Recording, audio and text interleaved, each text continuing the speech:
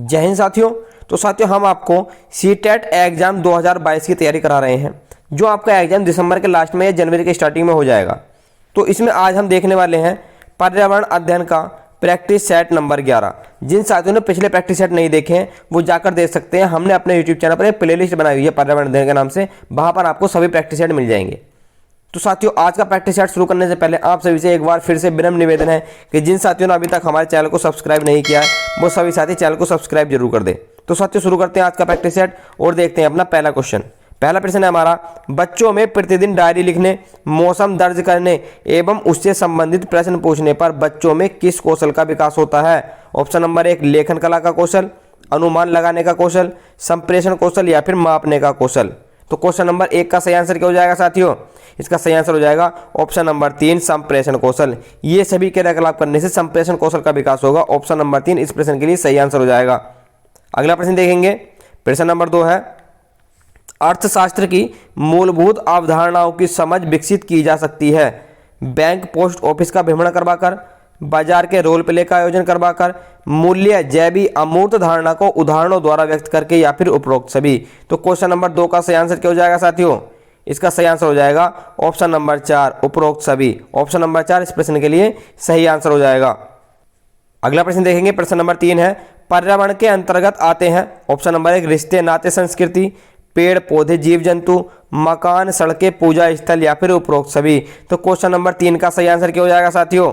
इसका सही आंसर हो जाएगा ऑप्शन नंबर 4 उपरोक्त सभी। ऑप्शन नंबर 4 इस प्रश्न के लिए सही आंसर हो जाएगा। साथियों, पर्यावरण का तात्पर्य है चारों तरफ का परिवेश, जो हमें चारों तरफ से घेरे हुए है वही पर्यावरण है। तो ये रिश्ते नाते संस्कृति, पेड़ पौधे जीव जंतु, मकान सड़कें पूजा स्थल, ये सब पर्यावरण के अंतर्गत ही आते हैं, पर्यावरण के ही ये कारक हैं। अगला प्रश्न देखेंगे, प्रश्न नंबर 4 आज के प्रैक्टिस सेट का, शारदा एक्ट का संबंध निम्न में से किससे है? ऑप्शन नंबर 1 दहेज प्रथा से, बाल विवाह से, बाल श्रम से या फिर अनिवार्य शिक्षा से।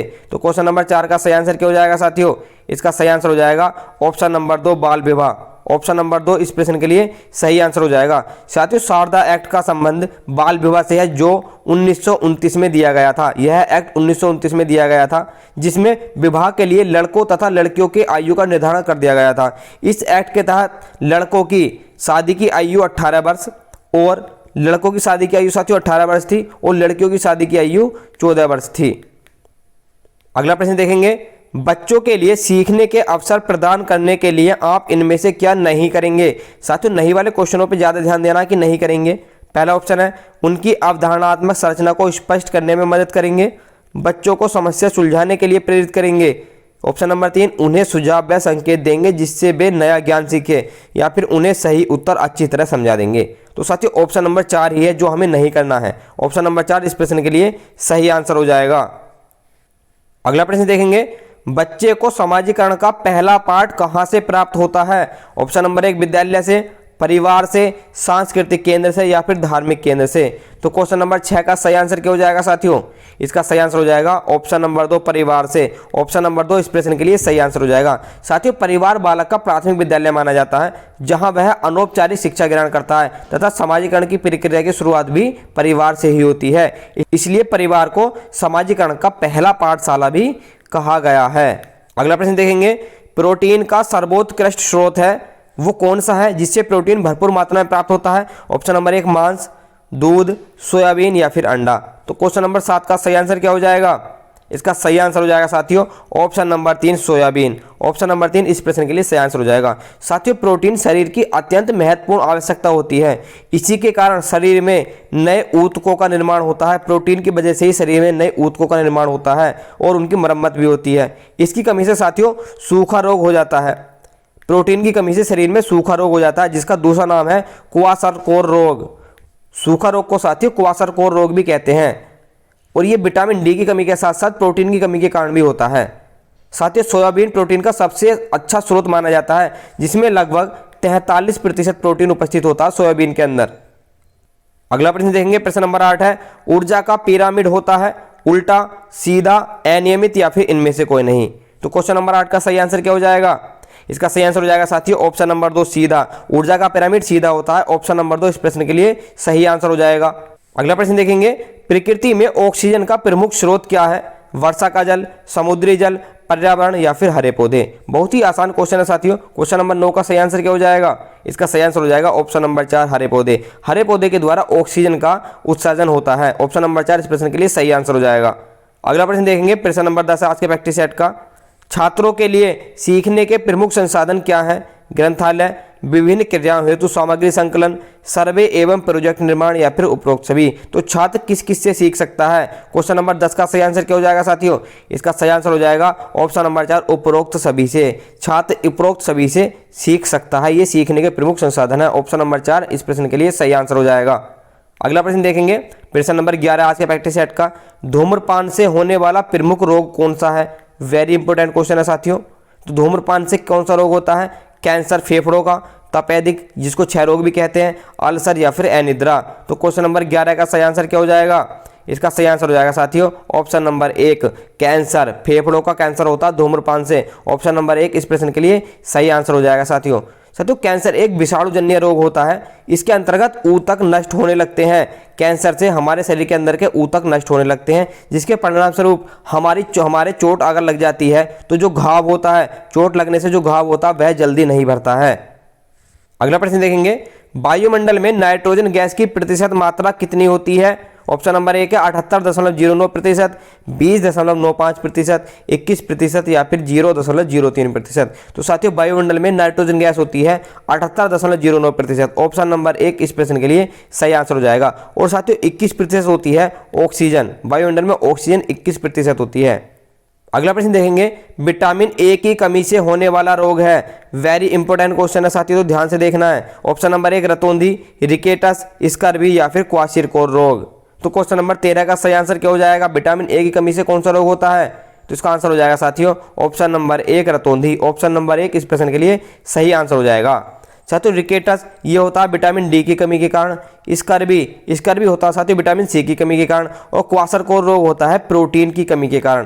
प्रोटीन की कमी के कारण क्वाशरकोर रोग होता है, जिसे सूखा रोग भी कहते हैं। विटामिन ए का मुख्य स्रोत होता है साथियों मछली के यकृत का तेल। मछली के यकृत के तेल में भरपूर मात्रा में विटामिन ए पाया जाता है। इसके अलावा गाजर में भी विटामिन ए पाया जाता है और मक्खन में विटामिन ए पाया जाता है। इसके अलावा टमाटर भी हो गया साथियों, इन सब में विटामिन ए भरपूर मात्रा में पाया जाता है। अगला प्रश्न देखेंगे, प्रश्न नंबर 14 आज के प्रैक्टिस सेट का। विश्राम अवस्था में स्वस्थ व्यक्ति की हृदय की प्रति मिनट धड़कन होती है। 1 मिनट में स्वस्थ मनुष्य का हृदय कितना धड़कता है? ऑप्शन नंबर 1 है 70, 72, 75 या फिर 80। तो क्वेश्चन नंबर 14 का सही आंसर कितना हो जाएगा? इसका सही आंसर हो जाएगा साथियों ऑप्शन नंबर 2 72। ऑप्शन नंबर 2 इस प्रश्न के लिए सही आंसर हो जाएगा। अगला प्रश्न देखेंगे, प्रश्न नंबर 15 आज के प्रैक्टिस सेट का। प्राकृतिक एवं सामाजिक सांस्कृतिक पर्यावरण के बीच अंतःक्रिया का उदाहरण है। शिकार, वनों की कटाई, निर्माण कार्य या फिर उपरोक्त सभी। तो क्वेश्चन नंबर 15 का सही आंसर क्या हो जाएगा? इसका सही आंसर हो जाएगा साथियों ऑप्शन नंबर 4 उपरोक्त सभी। ऑप्शन नंबर 4 इस प्रश्न के लिए बिल्कुल सही आंसर हो जाएगा। अगला प्रश्न देखेंगे, प्रश्न नंबर 16 है। पर्यावरण अध्ययन की कक्षा में विद्यार्थियों में खोज से संबंधित दक्षताओं का विकास करने हेतु एक शिक्षक निम्न में से किसका चुनाव करेगा? ऑप्शन नंबर 1 ऐसी पाठ्य वस्तु जिसे अधिकांश विद्यार्थी पसंद करें, पाठ्य वस्तु को निर्धारित समय से पूरा करेगा, या ऐसी पाठ्य वस्तु जो विद्यार्थियों के लिए महत्वपूर्ण हो। ये ऑप्शन नंबर 4 है ऐसी पाठ्य वस्तु जो विद्यार्थियों के दैनिक जीवन से जुड़ी समस्या हो। तो क्वेश्चन नंबर 16 का सही आंसर क्या हो जाएगा? इसका सही आंसर हो जाएगा साथियों ऑप्शन नंबर 4 कि वह ऐसी पाठ्य वस्तु पढ़ाएगा जो विद्यार्थी के दैनिक जीवन से जुड़ी हो, जिससे कि बच्चे जल्दी से जल्दी उससे कनेक्ट हो सकें। ऑप्शन नंबर 4 इस प्रश्न के लिए सही आंसर हो जाएगा। अगला प्रश्न देखेंगे, विद्यालयीन शिक्षा में सही शिक्षक छात्र अनुपात क्या है? ऑप्शन नंबर 1 शिक्षक 40 विद्यार्थी, 1 शिक्षक 30 विद्यार्थी, 1 शिक्षक 50 विद्यार्थी या फिर 1 शिक्षक और 60 विद्यार्थी। तो सही अनुपात क्या होगा? क्वेश्चन नंबर 17 का सही आंसर क्या हो जाएगा साथियों? इसका सही आंसर हो जाएगा ऑप्शन नंबर 2 1 शिक्षक पर 30 विद्यार्थी होना चाहिए। यह शिक्षक छात्र अनुपात है। ऑप्शन नंबर 2 इस प्रश्न के लिए सही आंसर हो जाएगा। अगला प्रश्न देखेंगे, मौसम के दृष्टिकोण से उष्णकटिबंधीय प्रदेश का प्रमुख लक्षण क्या है? ऑप्शन नंबर 1 ठंड में अधिक ठंड एवं गर्मी में हल्की गर्मी, वर्ष भर गर्मी रहना, साल भर अधिक जाड़ा या ठंड, ठंड में कम ठंडी और गर्मी में हल्की गर्मी। तो क्वेश्चन नंबर 18 का सही आंसर क्या हो जाएगा? इसका सही आंसर हो जाएगा साथियों ऑप्शन नंबर 2 वर्ष भर गर्मी रहना। ऑप्शन नंबर 2 इस प्रश्न के लिए सही आंसर हो जाएगा। साथियों मौसम के दृष्टिकोण से उष्णकटिबंधीय प्रदेशों में पूरे वर्ष भर गर्मी पड़ती रहती है। यही इन प्रदेशों का प्रमुख लक्षण होता है। प्रश्न नंबर 19 देखते हैं, पर्यावरण की पाठ्यक्रम में शामिल होना चाहिए। पर्यावरण के पाठ्यक्रम में क्या क्या शामिल होना चाहिए? ऑप्शन नंबर 1 स्कूल का वातावरण, बच्चों के अनुभव, उपयुक्त पाठ्यक्रम या फिर उपरोक्त सभी। तो क्वेश्चन नंबर 19 का सही आंसर क्या हो जाएगा? इसका सही आंसर हो जाएगा साथियों ऑप्शन नंबर 4 उपरोक्त सभी। ऑप्शन नंबर 4 इस प्रश्न के लिए बिल्कुल सही आंसर हो जाएगा। अगला प्रश्न देखेंगे, प्रश्न नंबर 20 है आज के प्रैक्टिस सेट का, दिन और रात होने का प्रमुख कारण क्या है? किस वजह से दिन और रात होते हैं? ऑप्शन नंबर 1 चंद्रमा का अपनी धुरी पर घूमना, सूर्य का अपनी धुरी पर घूमना या फिर पृथ्वी का अपनी धुरी पर घूमना या उपरोक्त सभी। तो क्वेश्चन नंबर 20 का सही आंसर क्या हो जाएगा? इसका सही आंसर हो जाएगा साथियों ऑप्शन नंबर 3 पृथ्वी का अपनी धुरी पर घूमना। ऑप्शन नंबर 3 इस प्रश्न के लिए बिल्कुल सही आंसर हो जाएगा। पृथ्वी का अपनी धुरी पर घूमने के कारण ही दिन रात होते हैं। अगला प्रश्न देखेंगे, प्रश्न नंबर 21 से आज के प्रैक्टिस सेट का, बच्चों को सीखने के तरीके पर सबसे पहले अध्ययन करने वाले व्यक्ति कौन थे? बच्चों के सीखने पर जिसने पहले अध्ययन किया था वो कौन थे? ऑप्शन नंबर 1 जीन पियाजे और ब्रूनर, जीन पियाजे और एल एन वाइगोत्स्की और ब्रूनर या फिर ब्रूनर और स्पीयरमैन। वेरी इंपॉर्टेंट क्वेश्चन है साथियों पर्यावरण अध्ययन के प्रैक्टिस सेट के हिसाब से। तो क्वेश्चन नंबर 21 का सही आंसर क्या हो जाएगा? इसका सही आंसर हो जाएगा साथियों ऑप्शन नंबर 2 जीन पियाजे और एल वाइगोत्स्की। ऑप्शन नंबर 2 इस प्रश्न के लिए सही आंसर हो जाएगा। साथ ही साथियों समझ लेते हैं कि जीन पियाजे ने एक सिद्धांत प्रतिपादित किया था जो था हमारा संज्ञानात्मक सिद्धांत। संज्ञानात्मक सिद्धांत के प्रतिपादक जीन पियाजे थे और सामाजिकरण सिद्धांत के सामाजिक विकास का सिद्धांत दिया था साथियों वाइगोत्स्की ने। तो आपको ध्यान रखना जीन पियाजे ने दिया था संज्ञानात्मक विकास का सिद्धांत और एल वाइगोत्स्की ने दिया था सामाजिक विकास का सिद्धांत। अगला प्रश्न देखते हैं, प्राकृतिक पर्यावरण के प्रमुख घटक कौन कौन से हैं?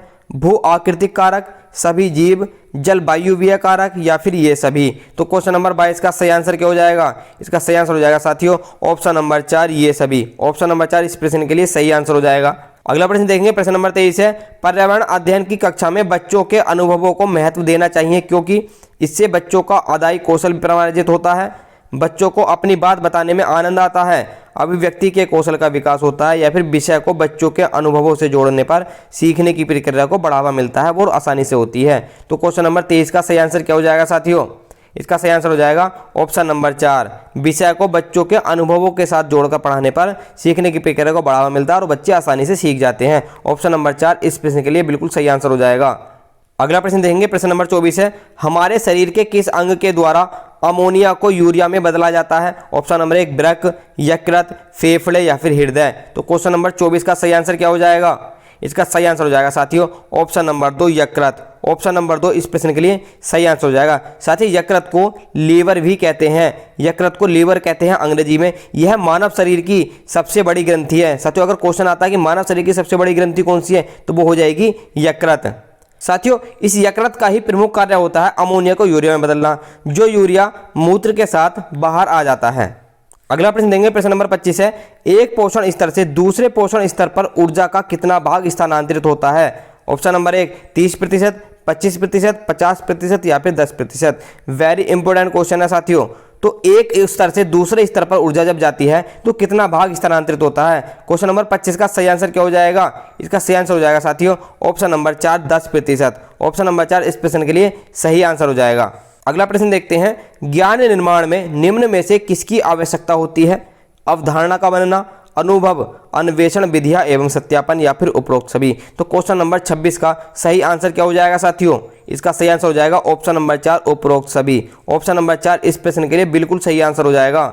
अगला प्रश्न देखेंगे, प्रश्न नंबर 27 है आज के प्रैक्टिस सेट का, निम्न में से कौन वायुमंडल की स्वतंत्र नाइट्रोजन का स्थिरीकरण करता है? नाइट्रोजन का स्थिरीकरण वायुमंडल में कौन करता है? ऑप्शन नंबर 1 प्रोटोजोआ, नीली हरी शैवाल, कवक या फिर वायरस। तो क्वेश्चन नंबर 27 का सही आंसर क्या हो जाएगा साथियों? इसका सही आंसर हो जाएगा ऑप्शन नंबर 2 नीली हरी शैवाल। ऑप्शन नंबर 2 इस प्रश्न के लिए सही आंसर हो जाएगा। प्रश्न नंबर 28 देखते हैं, सामाजिक बुराइयों का उदाहरण है दहेज, बाल विवाह, बाल श्रम या फिर ये सभी। तो साथियों सामाजिक बुराइयां कौन कौन सी हैं? ये तीनों ही की तीनों सामाजिक बुराइयां हैं। दहेज भी सामाजिक बुराई है, बाल विवाह भी और बाल श्रम भी। तो क्वेश्चन नंबर 4 इस प्रश्न के लिए सही आंसर हो जाएगा ये सभी। अगला प्रश्न देखते हैं, पर्यावरण अध्ययन की कक्षा कैसी होनी चाहिए? ऑप्शन नंबर 1, पाठ्य पुस्तक पर आधारित कक्षा होनी चाहिए या फिर गतिविधि आधारित कक्षा होनी चाहिए, पाठ्य पुस्तिका में दी गई गतिविधियों पर आधारित कक्षा या फिर उपरोक्त सभी। तो इसका सही आंसर क्या हो जाएगा साथियों? प्रश्न नंबर 29 का सही आंसर हो जाएगा ऑप्शन नंबर 2, गतिविधि आधारित कक्षा होनी चाहिए। ऑप्शन नंबर 2 इस प्रश्न के लिए सही आंसर हो जाएगा, क्योंकि बालक गतिविधियों के द्वारा जल्दी सीख जाता, बहुत ही आसानी से सीख जाता गतिविधियों के द्वारा, इसलिए पर्यावरण अध्ययन की कक्षा गतिविधि आधारित कक्षा होनी चाहिए। अगला प्रश्न देखेंगे, प्रश्न नंबर 30 है, बच्चों में सामाजिक भावना का विकास करने के लिए निम्न में से कौन सा प्रयास सर्वोत्तम है? ऑप्शन नंबर 1, अभिभावकों को विद्यालय में आमंत्रित कर बैठकों का आयोजन करना, जो हम पेरेंट्स मीटिंग करते हैं, विद्यालय में विभिन्न त्योहारों का आयोजन करना, बच्चों को स्वस्थ स्पर्धा के लिए तैयार करना या फिर विद्यालय में बाल मेला आयोजित करना। तो क्वेश्चन नंबर 30 का सही आंसर क्या हो जाएगा साथियों? इसका सही आंसर हो जाएगा ऑप्शन नंबर 3, बच्चों को स्वस्थ स्पर्धा के लिए तैयार करना। ऑप्शन नंबर 3 इस प्रश्न के लिए सही आंसर हो जाएगा। साथियों, स्वस्थ स्पर्धा का माहौल तैयार करने से बच्चों में सामाजिक भावना का विकास सर्वोत्तम ढंग से किया जा सकता है। तो ये थे साथियों आज के प्रैक्टिस सेट के 30 बहुत ही महत्वपूर्ण प्रश्न। जो भी साथी अंत तक हमारे साथ बने रहे हैं उनका बहुत बहुत धन्यवाद, और जिन साथियों ने अभी तक हमारे चैनल को सब्सक्राइब नहीं किया है वो सभी साथी चैनल को सब्सक्राइब जरूर कर दें। हम मिलते हैं साथियों आपसे अगले प्रैक्टिस सेट में। जय हिंद।